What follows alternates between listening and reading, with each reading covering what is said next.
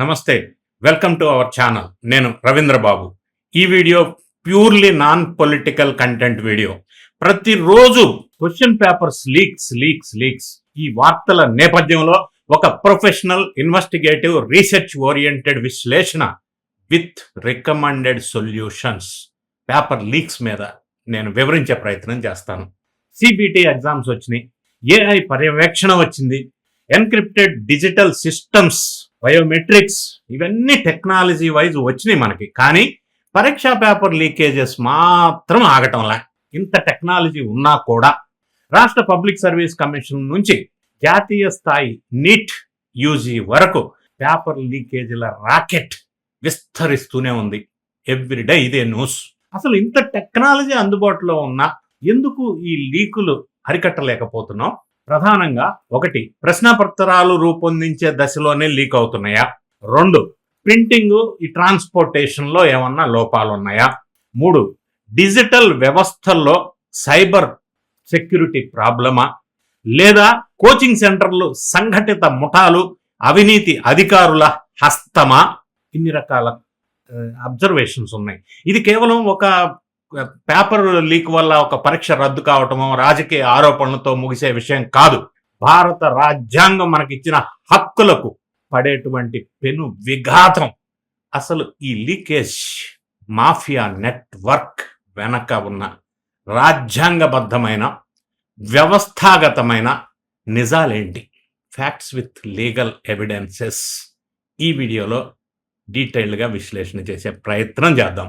Preamble ఒకసారి మనం పరిశీలించినట్టయితే 1970s తర్వాత ప్రభుత్వ రంగ సంస్థల విస్తరణ, బ్యాంకుల జాతీయకరణతో మొదలైనటువంటి ప్రభుత్వ ఉద్యోగాల క్రేజ్ 1991 ఆర్థిక సంస్కరణల తర్వాత ప్రైవేట్ రంగాలు వచ్చినా కూడా ఈ క్రేజ్ తగ్గల.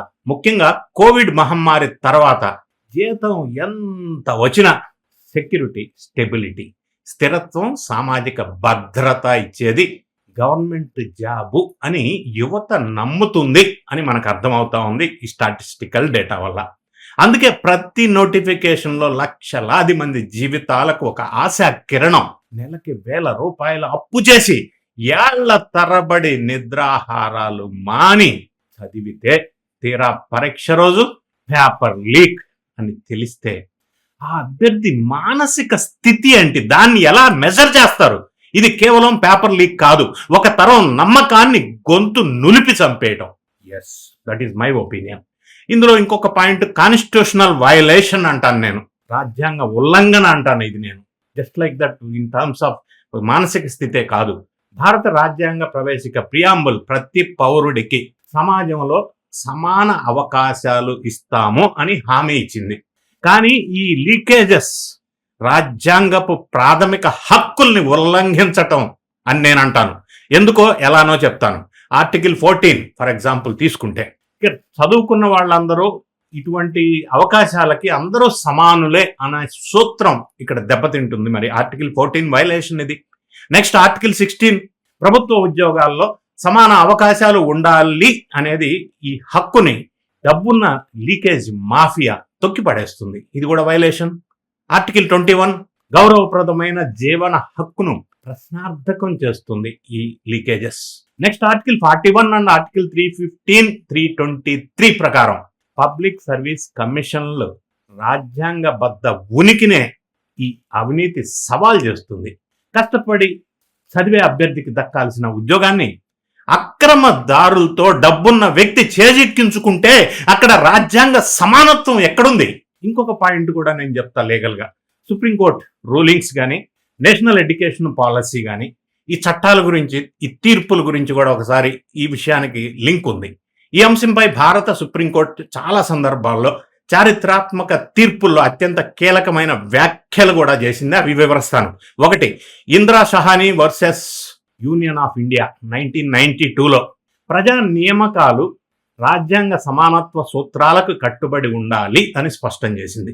ఇంకొక రెండోది centre for public interest litigation, ఇది 2012 ప్రజా వ్యవస్థల్లో పారదర్శకత కనుక లేకపోతే ప్రజాస్వామ్యమే ప్రమాదంలో పడుతుంది అని హెచ్చరించింది. నీట్ యూజీ 2024 విచారణ సందర్భం కూడా ఒక కామెంట్ చూడాలి మనం. సుప్రీంకోర్టు ఈ సందర్భంలో ఏం చెప్పిందంటే పరీక్షల విశ్వసనీయతపై ప్రజలకు ఉన్న విశ్వాసమే అత్యంత ముఖ్యం. పెద్ద ఎత్తున వ్యవస్థాపక అవకతవకలు ఆధారాలతో నిరూపితమైతే రీ ఎగ్జామ్స్ తప్పదు. దీనికి తోడు 1964 కొఠారి కమిషన్ నుంచి నేషనల్ ఎడ్యుకేషన్ పాలసీ 2020 వరకు విద్యా కమిషన్లో పారదర్శకతనే డిమాండ్ చేశాయి. మరి ప్రభుత్వం రీసెంట్గా central government public examinations prevention of unfair means act 2024ను కూడా తీసుకొచ్చింది. అయితే ఈ యాక్ట్స్ ఎన్ని తీసుకొచ్చినా కాగితాల వరకే పరిమితం అయితే సరిపోదు. వాటి అమల్లో రాజకీయ చిత్తశుద్ధి ఉందా, లోపించిందా, ఇలా జరుగుతుంది. అయితే ఒక ప్రొఫెషనల్గా నేను వీటన్నిటికీ పరిష్కారం సజెస్టెడ్ సొల్యూషన్స్ ఏంటంటే ఈ లీకేజీల రాక్షసిని అంతం చేయాలి అంటే ఏం చేయాలి అనేది నేను వ్యవస్థాగత సంస్కరణలు తక్షణమే అమలు కావాలని నా ఉద్దేశం. అవేంటంటే ఒకటి, పిఎస్సి పబ్లిక్ సర్వీస్ కమిషన్లో పూర్తిగా స్వతంత్రత ఇవ్వాలి. అంటే పబ్లిక్ సర్వీస్ కమిషన్లకు ఆర్థిక సాంకేతిక స్వయం ప్రతిపత్తి కల్పించాల్సిందే. Number 2, digital audit trail. ప్రశ్నాపత్రం తయారీ దగ్గర నుంచి ఫలితాల వరకు transparent end to end digital నిఘా ఉండాల్సిన అవసరం ఉంది. నంబర్ 3, ఈ ఎగ్జామినేషన్స్లో పొలిటికల్ రీహాబిలిటేషన్స్కి చెక్ పెట్టాలా. అంటే పిఎస్సి చైర్మన్స్ సభ్యుల నియామకాల్లో రాజకీయ పునరావాసం ఇప్పుడు జరుగుతుంది, అది ఆపాల్సిందే. మాజీ న్యాయమూర్తులు నిష్పక్ష రాజ్యాంగ నిపుణులను నియమించాలా ఆ చైర్మన్స్ పొజిషన్కి. నా next 4th point, international standards.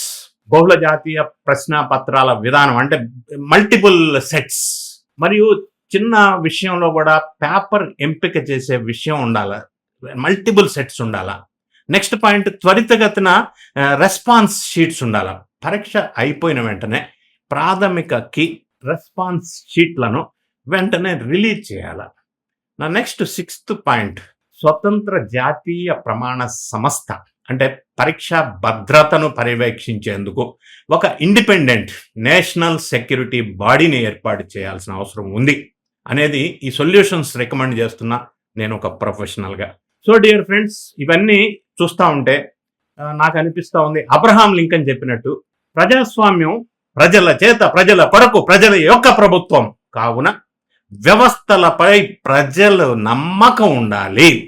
అదేవిధంగా జవహర్లాల్ నెహ్రూ గారు అన్నట్టుగా బలమైన ప్రజాస్వామ్య సంస్థలే ఈ దేశానికి పునాది. ఇప్పుడు సెంట్రల్ గవర్నమెంట్ చెప్తున్నటువంటి వికసిత్ భారత్ అంటే కేవలం ఆర్థిక అభివృద్ధి కాదు, ప్రతి యువకునికి లభించే పారదర్శకమైన ట్రాన్స్పరెంట్ అవకాశాలు, రాజకీయ చిత్తశుద్ధి, ఆధునిక సాంకేతికత టెక్నాలజీ, కఠిన బాధ్యతాయుతమైన వ్యవస్థలు కలిస్తేనే ఈ లీకేజెస్ అరికట్టడం సాధ్యమవుతుంది అనేది నా అభిప్రాయం. ఈ విశ్లేషణపై మీ అభిప్రాయం ఏంటి, మీ కామెంట్ ఏంటి? ప్రతి విద్యార్థికి, నిరుద్యోగికి ఈ వీడియో ఉపయోగపడుతుంది అని మీరు భావిస్తే ఈ వీడియోని షేర్ చేయండి. ఎందుకంటే ఇది ప్యూర్లీ లీకులు అవుతున్న ఈ నేపథ్యంలో దీని వెనుకున్న విషయాల్ని సబ్జెక్ట్ ఓరియంటెడ్ విశ్లేషణ చేసే ప్రయత్నం చేశాను. వీడియో నచ్చితే లైక్ చేయండి, మీ ఫ్రెండ్స్కి షేర్ చేయండి. Thank you so much for watching.